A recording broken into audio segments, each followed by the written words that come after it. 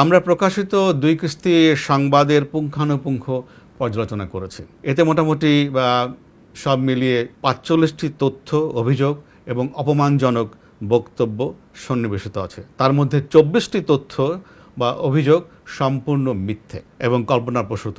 ২টি বিষয়কে ৭ বার পুনরাবৃত্তি করা হয়েছে এবং ২টি বিষয় তথ্যকে ভুল প্রেক্ষাপটে বিকৃতভাবে পরিবেশন করা হয়েছে। বাকি ১০টি অভিযোগ বা তথ্যকে ফুলিয়ে ফাঁপিয়ে শুধু তিলকে তাল নয়, তাল গাছের ঝাড় সমেত তাল বানিয়ে ভুলভাবে উপস্থাপন করা হয়েছে।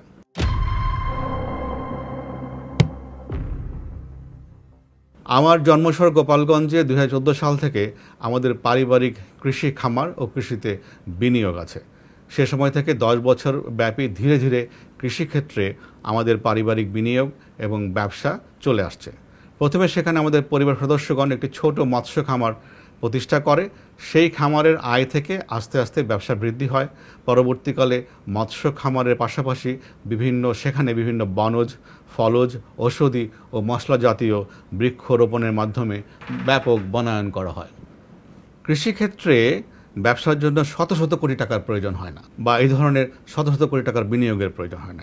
এই যে প্রকল্প যেখানে রয়েছে, সেখানে যে পরিমাণ ভূমির উল্লেখ করা হয়েছে সেটি কোনো ক্রমেই সঠিক নয়। সত্য এই যে সেখানে যে পরিমাণ টাকার জমি কেনা হয়েছে তার থেকে বেশি আমার পরিবারের ব্যাংক এবং অন্যান্য সূত্র থেকে ঋণ, লোন বা দেনা রয়েছে।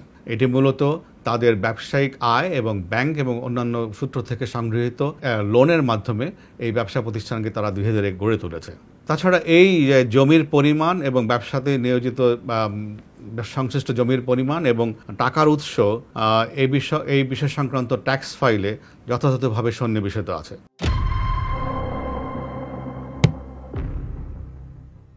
আমি সরকারি চাকরিজীবী হলেও আমার স্ত্রী এবং পরিবারের সদস্যদের এদেশের ব্যবসা বাণিজ্য করার সাংবিধানিক অধিকার রয়েছে।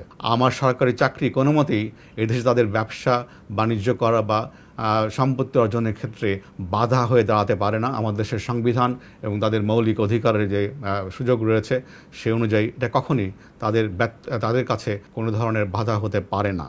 আমার স্ত্রীর পরিবার সম্পর্কে অত্যন্ত আপত্তিজনক মন্তব্য করা হয়েছে। তার পিতা বাংলাদেশের একজন পদস্থ সরকারি কর্মকর্তা ছিলেন, তার পরিবারের সদস্যবৃন্দ সমাজে প্রতিষ্ঠিত। আমার স্ত্রী বিগত ২৪ বছর ধরে তার ব্যক্তিগত ও ব্যবসায়িক আয়ের বিপরীতে সরকারকে ট্যাক্স প্রদান করে আসছে। আরও দুঃখের বিষয়, ক্ষোভের বিষয় এই যে বাংলাদেশের সংবিধান অনুযায়ী প্রত্যেক মানুষের ব্যক্তিগত গোপনীয়তার অধিকার রয়েছে, কিন্তু এই সংবাদ সমূহেতে আমার পরিবার সদস্যদের পাসপোর্ট, তাদের এনআইডি, তাদের ইমেইল নাম্বার এগুলোকে এক্সপোজ করে দেওয়া হয়েছে। ফলে তাদের ব্যক্তিগত গোপনীয়তা মারাত্মকভাবে লঙ্ঘিত হয়েছে।